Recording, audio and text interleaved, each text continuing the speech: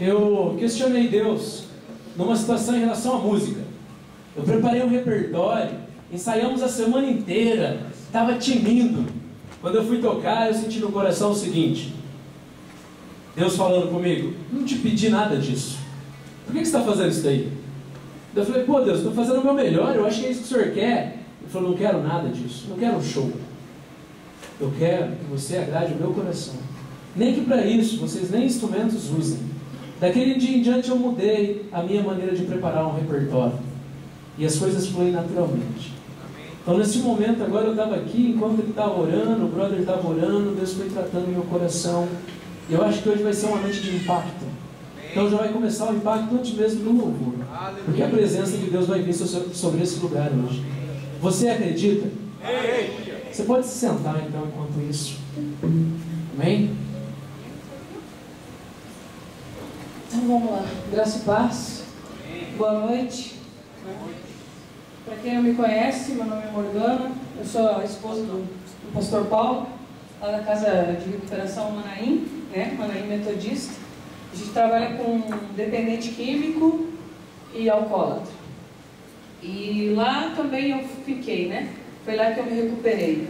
Eu vou contar um testemunho bem breve, bem rapidão, para vocês, a respeito das coisas que eu achava que não ia dar nada, que não ia fazer nada, e foi uma das coisas que me levou direto para o inferno, E não fosse algumas almas me saquear, do inferno, eu ainda estaria lá.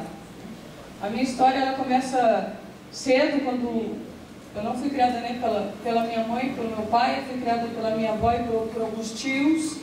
E nesse intermédio de idas e vindas, e vai para lá, vai para cá, na casa de um, na casa de outro, rolou que eu fui molestada aos 8 anos de idade. Não tem relação sexual, não tem penetração, então é só molestação. Aos 13 anos, cara, eu entrei num coma alcoólico, porque eu já bebia, e eu fui estuprada e assim eu perdi a minha virgindade. Daí, então eu pensei, poxa, passou boi e passou boiada, Então eu, logo nisso, daí eu comecei a me envolver com muitas pessoas e eu conheci a prostituição. Com 15 anos eu conheci a prostituição e eu fui garota de programa dos meus 15 aos meus 30 anos, Eu tenho 33 hoje. E nesse meio tempo, cara, eu conheci mulheres, me envolvi com mulheres, fazia programa com homens, Eu virei uma bissexual. Isso eu já bebia muito, Já usava droga, todo tipo de entorpecente que você pensasse. Se não tivesse crack para fumar, cheirava esmalte com benzina, com fluido de isqueiro que eu cheirava. Então eu fui me envolvendo com muita coisa mesmo. O crack eu fumei ele por 13 anos, E eu fui alcoólatra por 17 anos, cara. E eu comecei de um jeito que muitos começam. Não pense que eu comecei tomando 2 garrafas de conhaque igual estava no meu fim de carreira agora.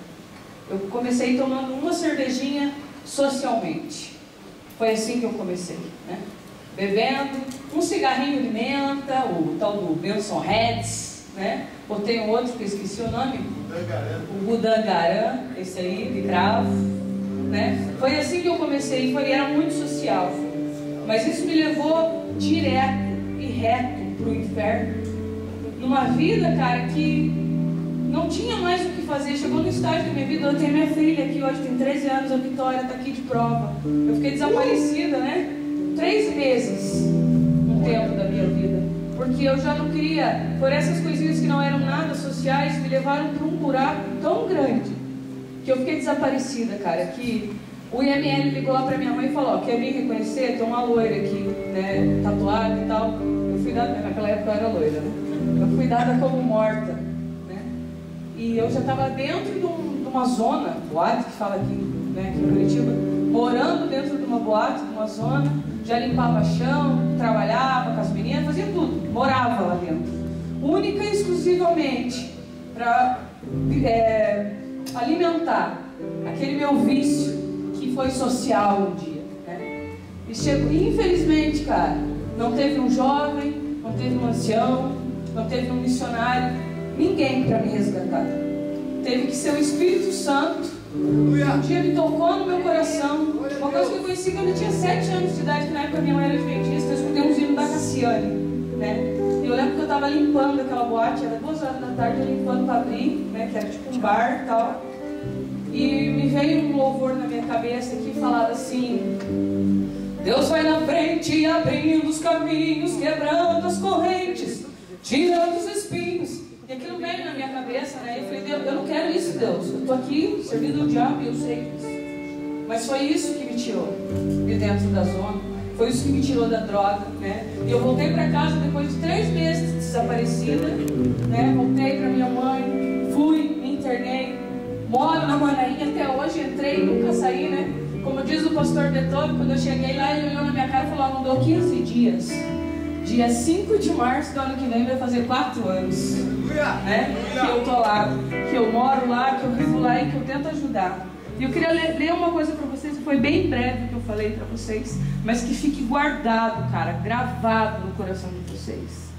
Que essas coisas mundanas, essas paixões, cigarro, cerveja, som baseado, narguilé, não sei como é que é o nome dessa parada, porque eu não cheguei a usar, né? Cara, isso não existe, isso social. Nada que é do diabo é social. Ele veio para matar, roubar e destruir, né? Ele veio para fazer isso. E ele é um cara sutil. Eu fui da malandragem muito tempo, mas ele é muito além. Diz lá na música do Raul Seixas, lá que é 10 mil anos atrás. O cara tá aí, ó, léguas na nossa frente de malandragem. E ele é muito sutil. Ele não vai vir como um demonhão com um chifrão na cabeça para vir seduzir vocês, né? O mundo, cara, é um Dom Juan e ele te ganha.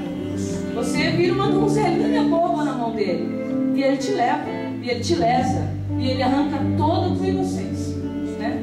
Toda a tua pureza que você tem, ele arranca. Indiferente se você tem gerações e gerações dentro da igreja, né? Eu queria ler para vocês uma palavra que está lá em João 3.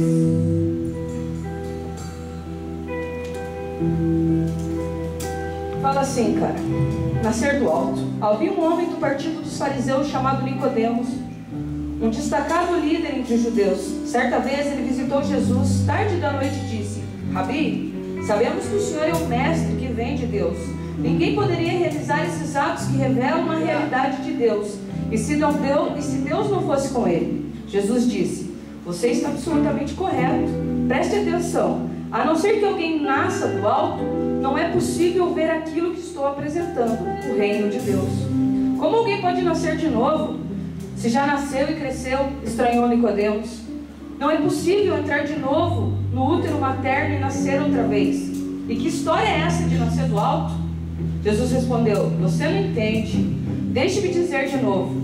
A não ser que alguém se submeta a essa criação original, a criação na qual o vento pairava por sobre as águas, o invisível movendo o visível, um batismo para uma nova vida, não lhe será possível entrar no reino de Deus. Quando você olha para um bebê, vê apenas isto, um corpo que se pode contemplar e tocar. Mas a pessoa que tem um nascimento interior é formada por algo que você não pode ver e nem tocar, o Espírito, e se torna um Espírito vivo. Mas um pouquinho. Portanto, não fique surpreso quando digo que você tem que nascer do alto, de fora desse mundo, por assim dizer. Você sabe muito bem que o vento sopra para cá e para lá. Você o ouve sussurrando pelas árvores, mas não tem ideia de onde ele vem e nem para onde ele vai. O mesmo acontece com aquele que é nascido do alto, pelo vento de Deus, o Espírito de Deus. Nicodemos perguntou: o que é que o Senhor quer dizer com isso? Como é que acontece? Jesus disse: você é um mestre respeitado em Israel e não conhece o básico? Ouça com atenção. Esta é a pura verdade. Falo apenas a respeito do que conheço por experiência. Você testemunha apenas do que tenho visto com os próprios olhos. Não me baseie em boatos, mas em vez de encarar as evidências e aceitá-las, você as evita com pergunta. Se quando digo coisas claras como o dia, você não acredita em mim, por que eu falaria de coisas que você não pode ver? Das coisas de Deus, ninguém jamais esteve na presença de Deus, senão aquele que veio daquela presença, o Filho do Homem. Assim como Moisés levantou a serpente no deserto, para que o povo pudesse vê-la e crer, é necessário que o Filho do Homem seja levantado, para que todos aqueles que o olharem para ele com confiança e com esperança recebam a legítima vida real, a vida eterna. Então, cara, eu digo para vocês que eu tive esse novo nascimento, né? Quando eu casei com o crack, por 13 anos fui casada com o crack, né, cara? E eu falava assim, até que a morte nos separe, né? E um dia a morte veio. Quando eu conheci Jesus, morri para o mundo e nasci de novo. Nasci da água, né? Fui batizada lá na Graciosa, lá no Rio. Nasci do Espírito, né? E tenho procurado proclamar essas boas novas às pessoas, né? O meu nascimento não precisa ser no meu estereótipo, né? O Jesus não está na minha orelha, nem nos rabiscos do meu braço, nem no meu cabelo azul. Jesus está dentro do meu coração e é só isso que Ele quer, né? Deixar de corromper, que os outros corrompam, que o mundo corrompa, né? É isso que Ele quer por mim, é isso que Ele quer de vocês, né? É isso que Ele quer de nós. Então que a gente não esqueça, cara, que nós precisamos nascer de novo. E para isso a gente tem que deixar todos os nossos sociais de lado e viver uma renúncia, o que não é fácil, né? Mas nós temos que renunciar muitas coisas, principalmente aquilo que o mundo diz que é massa. Não é. Isso destrói, né? Não esquece que o diabo veio para matar, para roubar e para destruir, né? E o Senhor veio, né? Jesus veio para que nós tenhamos vida e vida em abundância, né? E é por isso que nós estamos aqui hoje, né? Em nome de Jesus, para desfrutar dessa vida com abundância. Amém? Glória a Deus, obrigada.